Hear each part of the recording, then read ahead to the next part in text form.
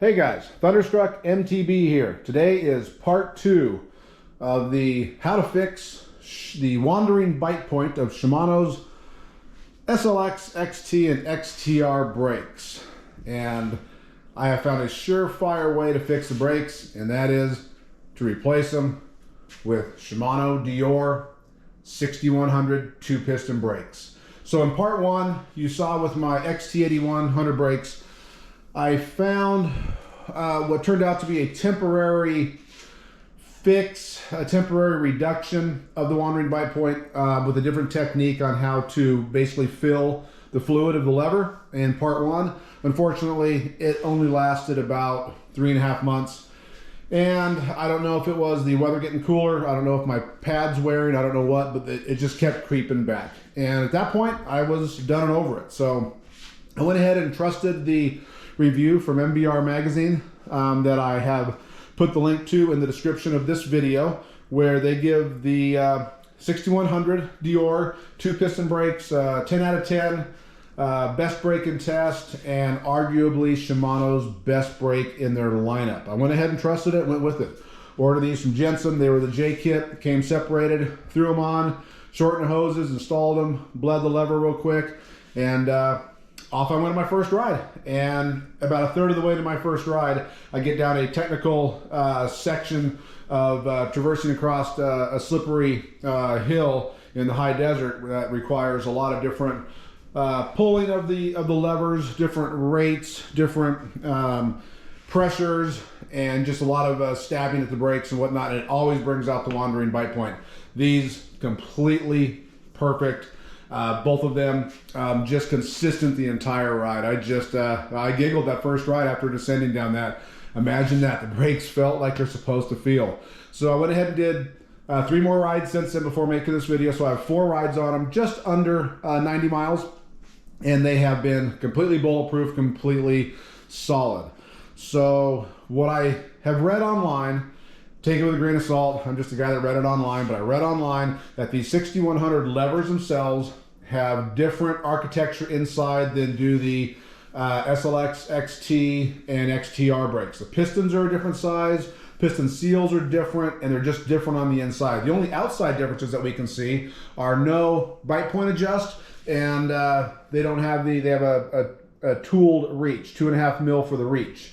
So for my first ride, I brought my 2.5 mil with me, and I stopped probably 3, 4, 5 times to get them all dialed in on the reach.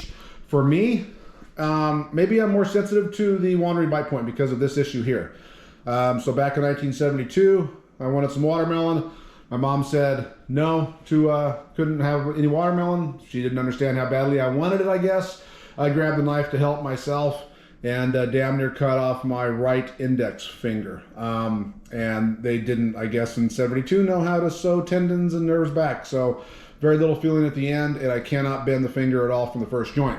So for me in my brain, I have got to run my right lever. I ride moto style, so my front brake, I have got to run it more inboard with the reach than I do my left. Doing so, it feels completely balanced in my brain in terms of where the bite point is. I don't feel the difference in lever reach in any way, shape, or form, because that right index finger is a little bit shorter. So I don't feel the difference in lever reach where I grab it at all, but it results in a different bite point. The farther out the brake is from the grip, then the perceived bite point is also farther away. So anyway, maybe I'm more sensitive to the wandering bite point because of that, but first ride, got them all dialed in like I said, and they have been bulletproof. The next 3 rides after that, I have not had to touch them in any way, shape, or form.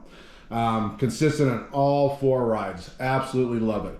The Deore 6100 finish on the levers and the calipers is fantastic. It is every bit as nice as the XTs. Whatever they're doing, I don't know how well it's coming through, probably blurry. But anyway, it's a really nice finish, and not just for the money. These are a really high-end, finished-looking product. Other tidbits of the levers. These levers have a really crisp snapback. Love it. Absolutely just bam, snaps back. My 8100 XT levers, the right one was okay, and it wouldn't snap back quite this positive, but the left one, after I pumped it even here on the stand 5, 6, 7 times, it suddenly would get kind of gummy, and it wouldn't snap back with authority.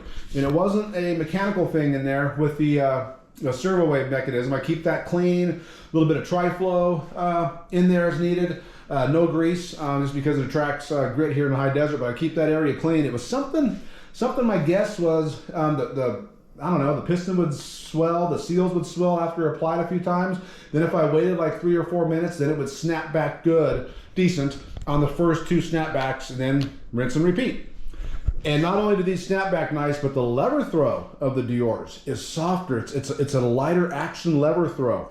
So definitely something different with these levers. That's all I can tell you from the outsides. You can feel it in your hand, or something different.